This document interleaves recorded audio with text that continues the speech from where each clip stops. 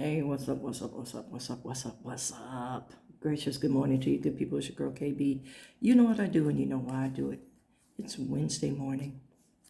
It is February 18th and it's 2:59 in the a.m. Just a minute shy of 3 o'clock. For those of you who are spiritual, for those of you who consider yourselves Christians with a capital C, who are followers of the teaching of Christ, today is Ash Wednesday. Now, I am Protestant, I'm not Catholic, but Ash Wednesday means something. It's the beginning of the Lenten season, the 40 days before the crucifixion. So it's a very, very, very spiritual time. And I want us to think about the true meaning of what this day means. You know, it is a day of that begins a 40-day fast for my Catholic brothers and sisters. 40 days. It's a long time.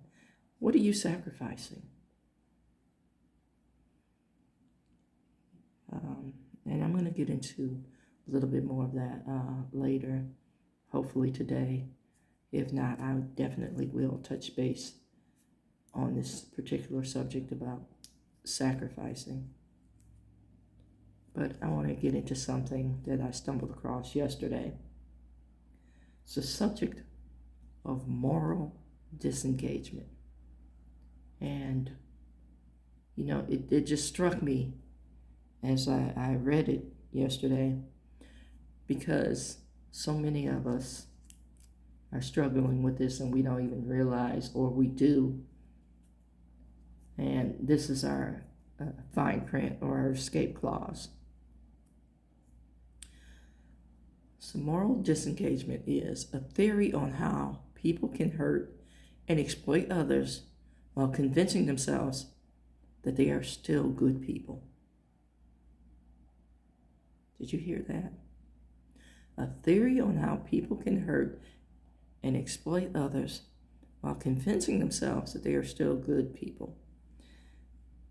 Now, privilege goes hand in hand with this. And I'm going to tell you a subtle example of privilege that I thought about as I was entering my workplace. Let me keep on with this particular subject, however, because it's a slideshow, so I have to keep pausing it. The first phase is dehumanization. It's like language is a powerful tool in stripping people of their humanity. See, in order for me to exploit something, I have to objectify it. Because if I see it as a person, then I enter into some kind of inner conflict. But if I dehumanize it, it becomes a thing.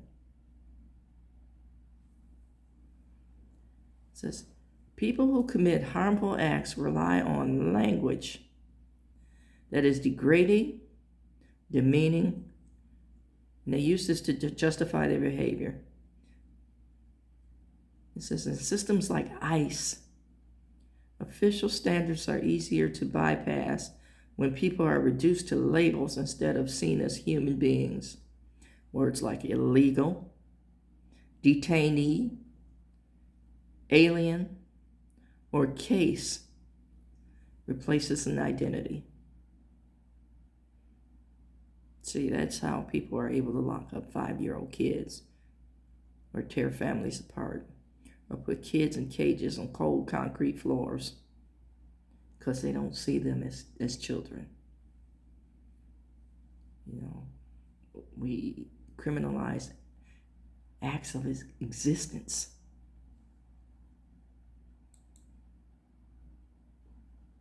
You know, that's just following orders. The second thing is a moral justification. People commit harm by convincing themselves it serves a higher purpose. It's called moral justification when cruelty is framed as a protection order or for the greater good. And I want to ask, the greater good of who?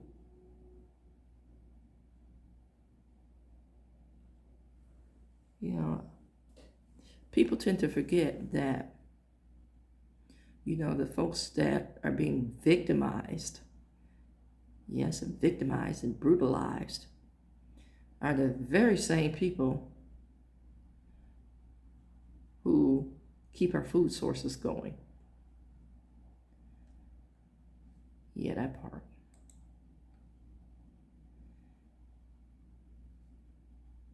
And the next part of this is euphemistic labeling. It says harm becomes easier when violent actions are softened by neutral or technical language. We get phrases like reasonable force or administrative process, incidents. Yeah, that part.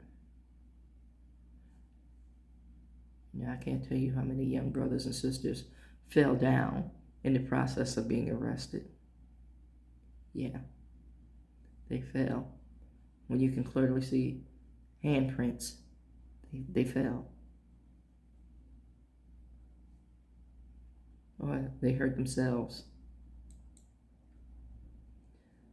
Then we have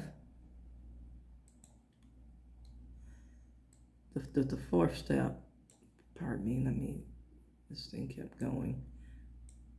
Distortion of the consequences. So in other words, you're being lied to and lied on.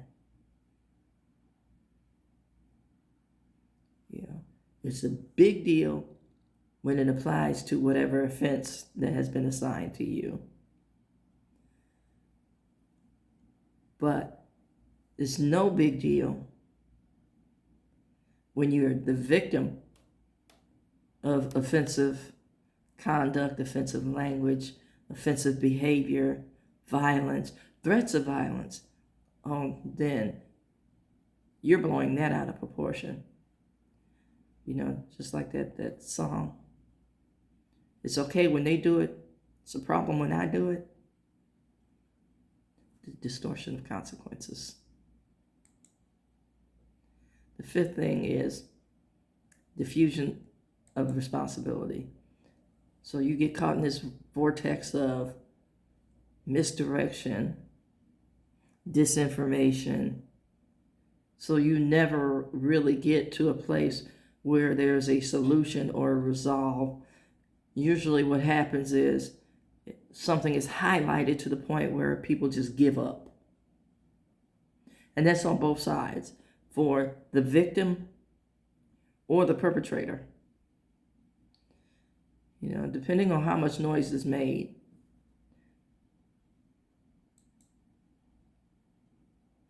And the displacement of responsibility, that it all ties it up. It just puts it in a neat little package. And then they attribute the blame. It's either your fault or the person who's victimizing you. But you rarely hear that piece.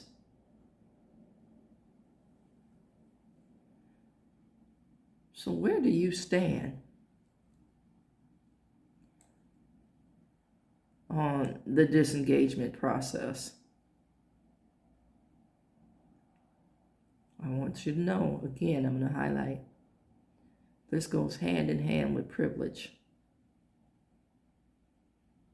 Because it's usually the people of color who are victimized, who are blamed, who are stripped of their humanity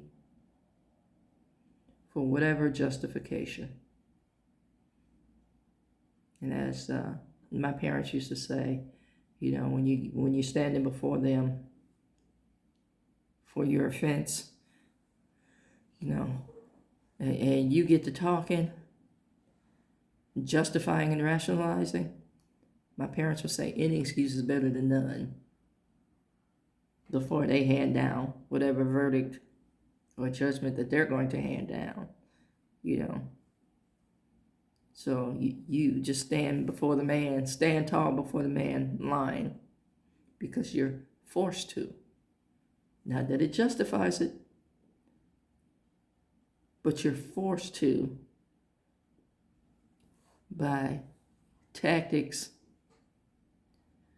that are basically inhumane. Now, most of us boomers and early Gen Xers, if you think about how you were raised, you really didn't have a say. And I'm old school, but you really didn't have a say. It's like the minute you got summoned, you knew you were already destined for some type of consequence. Where are you in this line of understanding and thinking?